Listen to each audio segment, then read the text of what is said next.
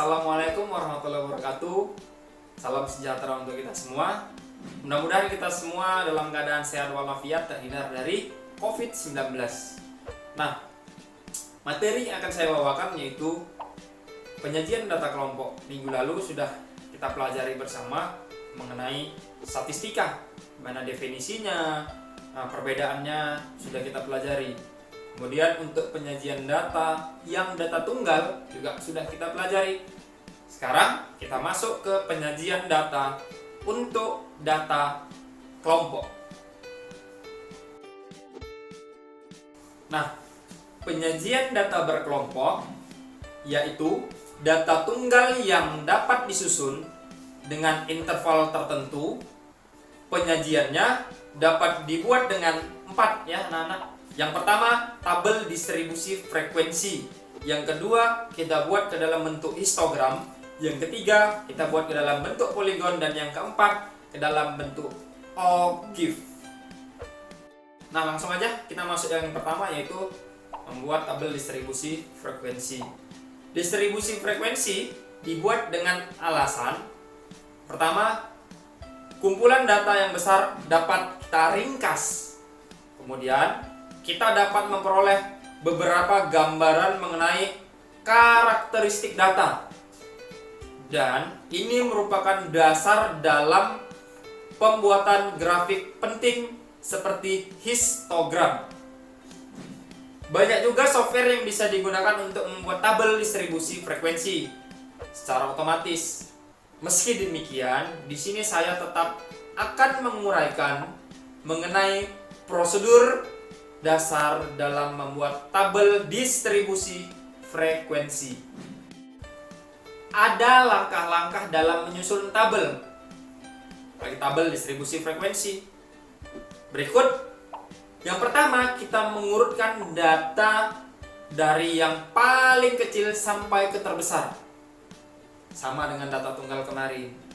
Berikutnya, kita menentukan range-nya. Range itu apa? Nilai maksimum dikurang nilai minimum. Kemudian kita dapat menentukan banyak kelas yang diinginkan, tapi jangan terlalu banyak atau jangan terlalu sedikit. Berkisar antara 5 dan 20 kelas. Nah, ini tergantung dari banyaknya data ya. Kemudian kita dapat menentukan panjang atau lebar dari kelas interval. Yang terakhir, kita dapat menentukan ujung bawah kelas interval yang pertama. Untuk memahaminya, langsung kita masuk ke contoh soal. Langkah pertama, ini saya kasih contohnya yaitu datanya ini. Kita mengurutkan data dari terkecil sampai terbesar. Nanti anak-anak dapat dibuat di buku catatan di rumah. Kalau sudah kita urutkan, kelihatan nanti. Masuk kita ke langkah yang kedua, yaitu menentukan range. Range apa? Ya, hasil dari nilai tertinggi dikurang nilai terendah. Nilai tertingginya berapa? 99. Nilai terendahnya 35. Maka 99 dikurang 35 adalah 64. Langkah ketiga, menentukan banyak kelas. Nah, tadi katanya kan nggak boleh terlalu banyak, nggak boleh terlalu sedikit, tergantung jumlah datanya. Saya gunakan aturan Sturges seperti ini. Banyaknya kelas yaitu 1 ditambah 3,3 dikali log n. N itu adalah jumlah datanya. Maka dapatlah 1 ditambah 3,3 dikali log 80. Maka hasilnya adalah 7,28 atau saya genapkan menjadi 7. Berikutnya langkah keempat, yaitu menentukan panjang kelasnya. Rumusnya adalah range dibagi banyak kelas. Range-nya tadi berapa?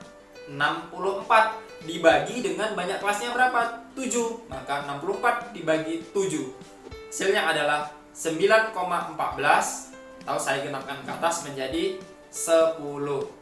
Langkah kelima, kita dapat menentukan nilai batas bawah kelas pada kelas yang pertama. Nah, apabila kita memilih nilai batas bawah kelas 20 atau 25, jelas nilai terkecilnya adalah 35.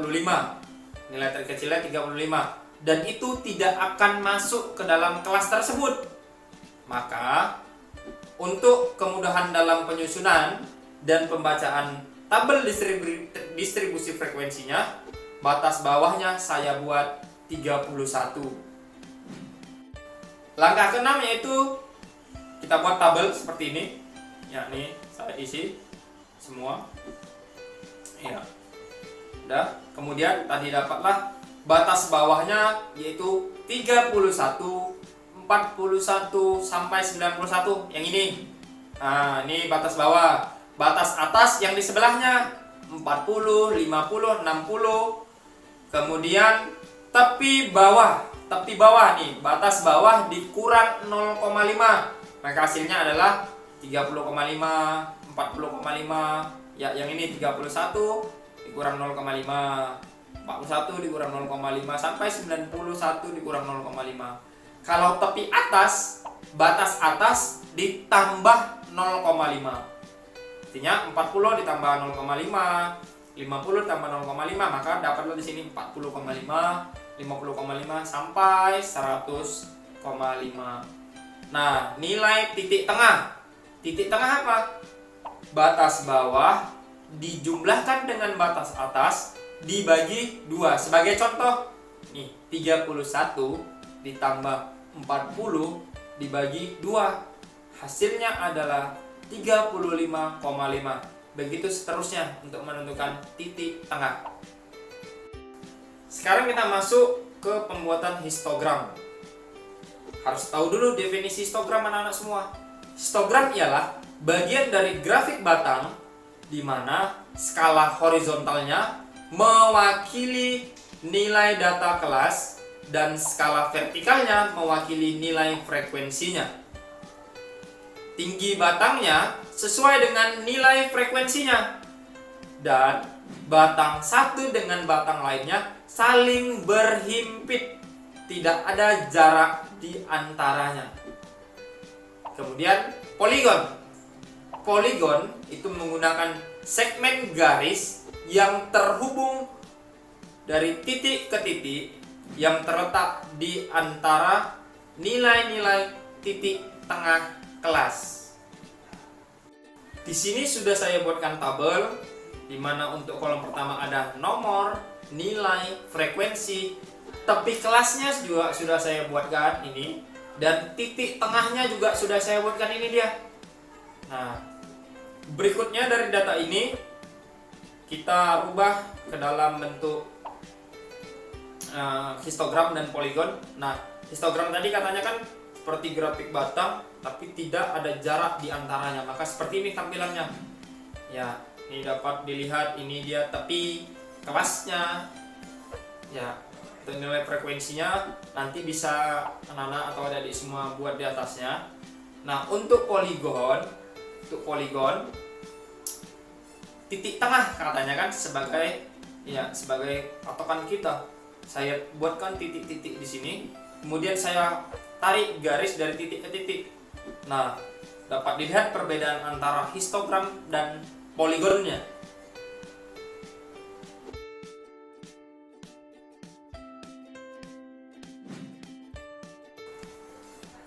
Berikutnya ada frekuensi kumulatif.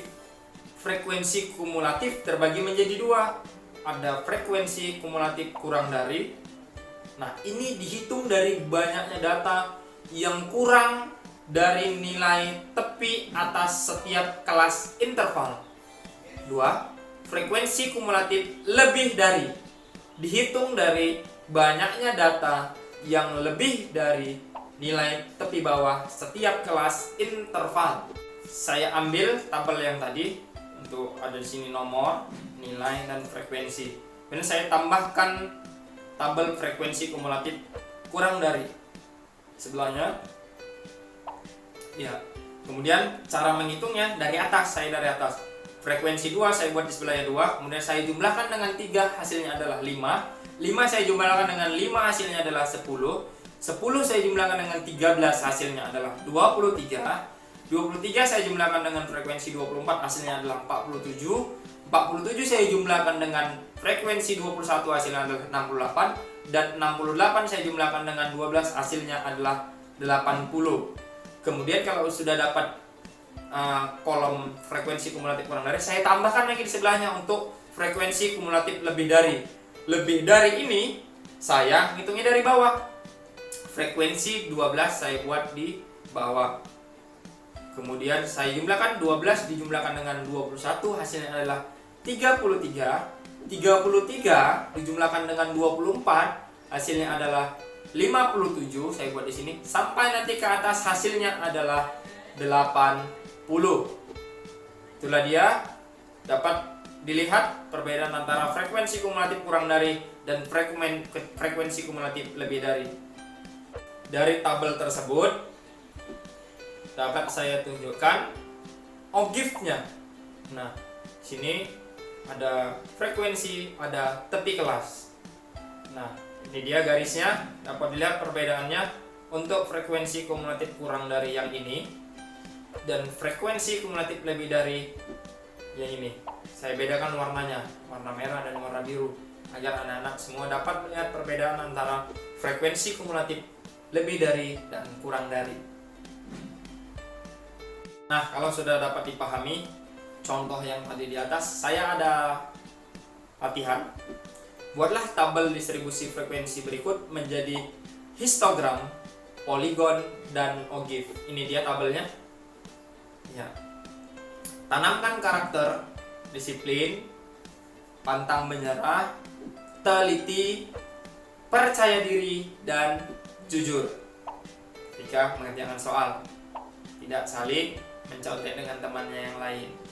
Demikianlah yang dapat saya sampaikan, semoga bermanfaat dan mudah dipahami.